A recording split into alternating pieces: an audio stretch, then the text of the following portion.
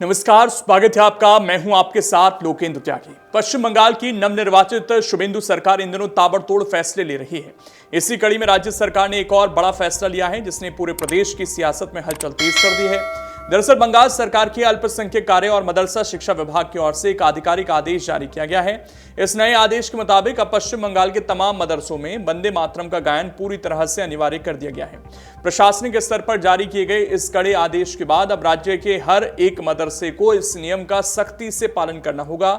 सबसे महत्वपूर्ण बात यह है कि यह नया कानून सिर्फ चुनिंदा संस्थानों के लिए नहीं है, बल्कि सरकार से वित्तीय सहायता प्राप्त करने वाले, पूरी तरह से सरकारी और बिना किसी सरकारी मदद के चलने वाले यानी गैर सहायता प्राप्त सभी श्रेणियों के मदरसों पर समान रूप से लागू होगा।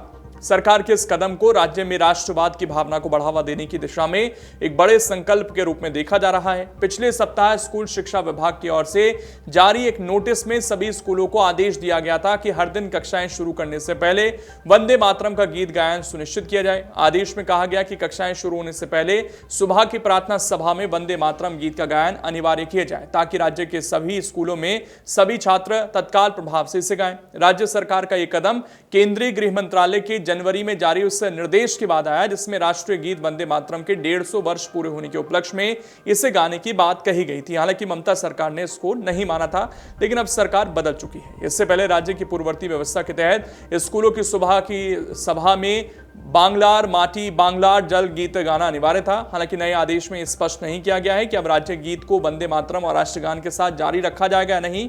कुछ स्कूल प्रमुखों ने इसको लेकर व्यवहारिक दिक्कतों की ओर भी इशारा किया है। एक स्कूल प्रमुख ने कहा है कि हम राष्ट्रगान को नहीं हटा सकते क्योंकि वो अनिवार्य है। अब पहला गीत वंदे मातरम होगा और अगर राज्य गीत भी जोड़ा गया तो इसमें ज्यादा समय लगेगा, जिससे कक्षाएं शुरू होने में देरी होगी। नोटिस में राज्य गीत को लेकर कुछ नहीं कहा गया है, लेकिन छात्रों को तीनों गीतों के लिए रोकना आसान नहीं होगा।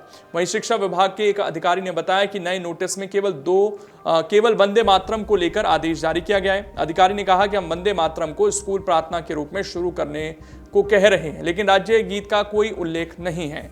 इस नोटिस के बाद कई स्कूलों ने इस आदेश को लागू करना शुरू कर दिया है, जहां राष्ट्रगान से पहले वंदे मातरम गीत गाया जा रहा है।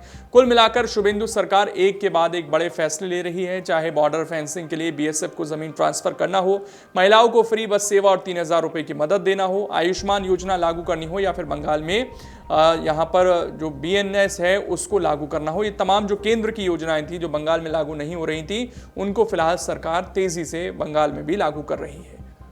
अगर आप ये वीडियो YouTube पर देख रहे हैं तो हमारे चैनल को सब्सक्राइब कर बेल आइकन दबाएं, और Facebook पर देख रहे हैं तो हमारे पेज को लाइक करें। अगर आप ये वीडियो YouTube पर देख रहे हैं तो हमारे चैनल को सब्सक्राइब कर बेल आइकन दबाएं, और Facebook पर देख रहे हैं तो हमारे पेज को लाइक करें।